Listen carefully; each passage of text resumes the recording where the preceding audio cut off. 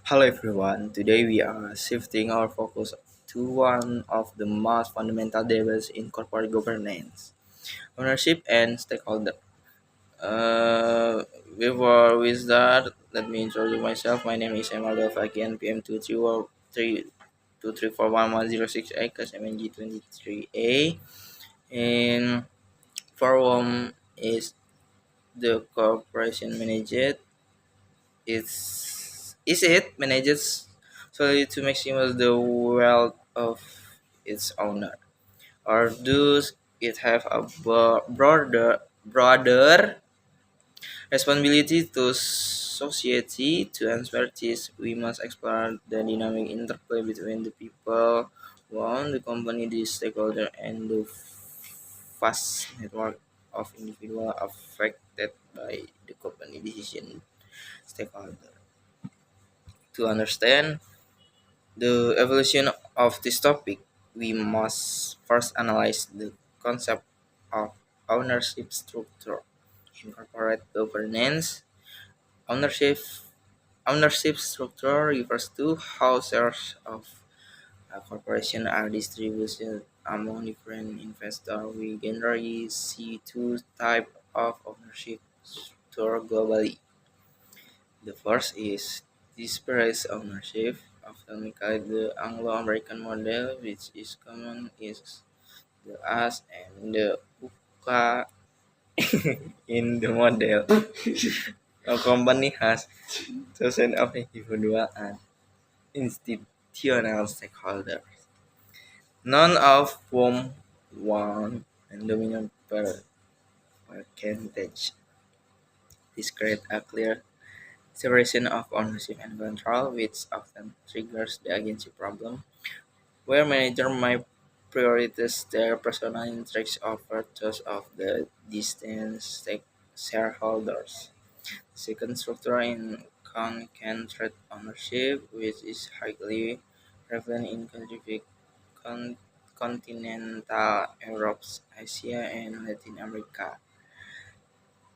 Uh, this brings used to the core philosophical battle in corporate governance, shareholder premise versus stakeholder theory. The traditional view held heavily popularized by economist Milton Friedman in the shareholder premise model. This theory posits the shareholder are the ultimate owner of the corporation because they provide the capital and bear the residual financial risks. Therefore, according to Friedman, the sole social responsibility of business is to use its resources to increase its profits and maximize shareholder value. And to successfully govern a company under the stakeholder model, board of directors often utilize a framework known as stakeholder salience, developed by Michael Agul and Wood, because a board cannot satisfy every single stakeholder demand simultaneously. They must prioritize them based on the attribute power, legitimacy, and urgency. For refers to stakeholder ability to coerce the company into taking action. So a major regulatory body treating legal action, legality refers to whether the stakeholder claim is society or legally appropriate.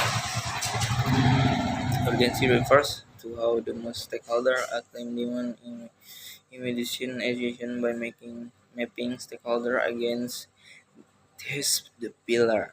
Corporate leader can distinguish between dormant stakeholder, demanding stakeholder, and definitive stakeholder, ensuring that critical risks are mitigated effectively.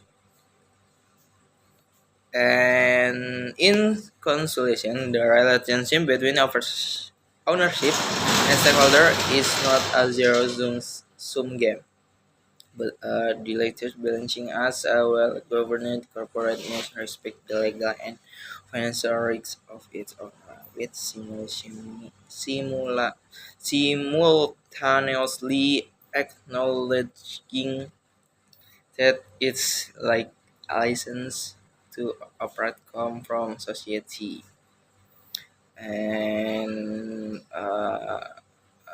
you must learn to govern with a holistic view, designing corporate strategy where robust stakeholder return and responsibility stakeholder engagement work hand in hand to build resilient, ethical, and enduring institution.